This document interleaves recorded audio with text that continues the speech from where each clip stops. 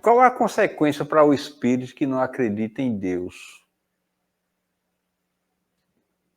Na verdade, será de um grande espanto quando esse ser sair do casulo físico, quando esse ser despertar além do fenômeno biológico da morte. Porque aí ele vai compreender que a vida é uma sequência de um processo evolutivo muito amplo e com uma grandiosidade extraordinária. Só em pensar que o átomo tem uma estrutura menor, indivisível, né? Que compõe todas as estruturas, o Senhor de misericórdia foi capaz de condensar a este átomo o princípio da inteligência, da essência do seu ser, e fazer com que ele seguisse o seu processo, formando pelo seu agrupamento moléculas, e por seu agrupamento formam tecidos, e por seu agrupamento formam órgãos, e vão dar origem aos diversos sentidos da existência. Para que isso tudo ocorresse, foi necessário bilhões e bilhões de anos. Então, a evolução, ela segue, especialmente quando inicia esse processo evolutivo, respeitando os degraus da evolução. Nós chegamos hoje a um mundo de avançada tecnologia, onde a Voyager, onde o antigo Hubble, mas que ainda continua, o James Webb mostram universo, multiversos, buracos negros, trilhões, octilhões de galáxias, de estrelas, decilhões de planetas. É inenarrável e imensurável. Sendo isto tudo uma obra de um poder celestial fantástico, extraordinário, criador de tudo, porque ele produz aquilo que parece ser e que, contrariando a geração espontânea, é, na verdade, uma formação que se inicia de uma teoria microscópica, de um microcosmos, se iniciarmos pensando assim para falar de átomos, e que dá origem aos mundos, que dá origem aos seres, e dá origem, portanto, aos universos. Quando esse ser, que hoje já dispõe desta tecnologia, que é capaz de mostrar a grandiosidade disso tudo, e que mostra, inclusive, mundos com oceanos, mundos com semelhanças do planeta Terra, que é um mundo provacional, expiatório, não serve como referência como um mundo evoluído, e muito menos como um mundo modelar, como um mundo balizador. Quando essas criaturas que já têm essa tecnologia e que mesmo ouvindo na televisão, ouvindo nas rádios, ainda não conseguem despertar no seu eu a consciência cósmica, porque essa consciência cósmica está contida no corpo átmico do seu perispírito. Os vasos do perispírito chegam até o átimo, que é o espírito. Ele ainda não conseguiu compreender, não conseguiu despertar, por ainda uma sonolência do seu espírito. Mas ele, no fundo, sabe a existência de um poder supremo. Nós aqui chamamos de Deus, diversos povos chamam de outro nome. Não importa o nome que nós tenhamos a dar para as forças supremas, e especialmente a celestial construtor de tudo.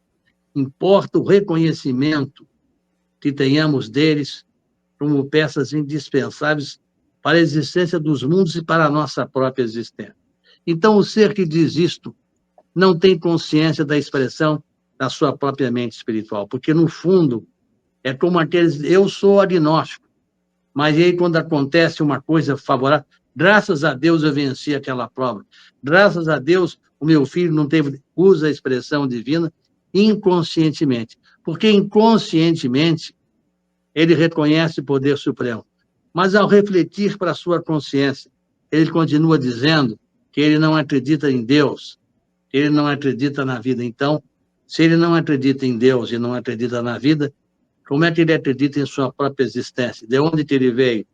Do ventre de sua mãe? Tá bem. Através da reprodução sexuada? Tudo bem. Através do gameta masculino e do gameta feminino? Tudo bem.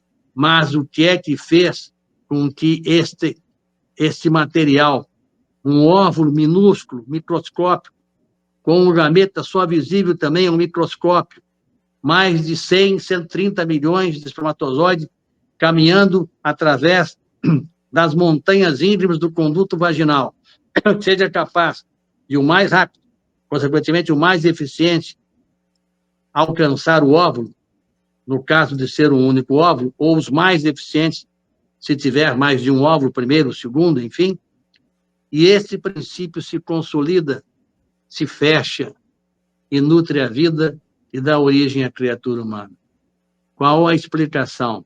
Se não for algo muito sério, algo muito elevado, algo muito criativo e divino para conceber um corpo humano que mais tarde vai se surgir, quando adulto, numa usina atômica de mais de 9 octilhões de átomos, mais de trilhões de átomos dentro de uma célula, e vai formar bilhões de neurônios. Como se explicaria essa extraordinária criação se não fosse através de um nome chamado figura celestial, que nós chamamos de Deus, mas te importa o nome. Meu irmão, você que pergunta, eu quero lhe dizer que as explicações que muitos querem está realmente contida na medida da evolução de cada criatura. O ser sensível que desperta no caminho da luz percebe com nitidez a força suprema que lhe envolve. Ele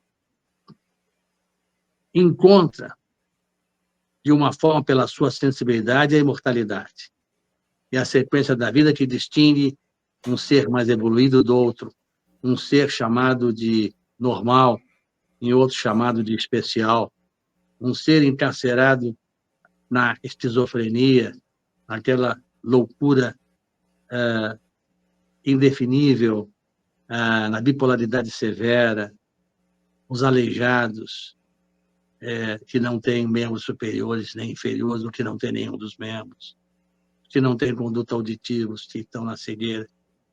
Somente uma explicação através da reencarnação permitiria compreender esses desajustes necessários, essas alterações cromossomiais que acontecem na vida, mostrando que essa diferença são necessidades de resgates dos espíritos que, a caminho da luz, precisam se ressarcir. Mas, em tudo isso, a presença divina e misericordiosa está presente, mostrando a todos nós, seres humanos, o caminho da esperança e o caminho da paz. Em relação a seu filhinho, eu posso lhe dizer que hoje à noite, se você puder, quando ele estiver adormecendo, adormecido, portanto, você vá no silêncio para perto do seu filho e erga uma prece, pedindo a misericórdia divina e pedindo ao Dr. Bezerra de Menezes assistência. Porque, com certeza, o Dr. Bezerra de Menezes estará junto a seu filho, levando a contribuição amorosa dos espíritos de luz. Se você confiar, se você aceitar o poder de Deus através dos seus benfeitores, você colherá os desejáveis frutos de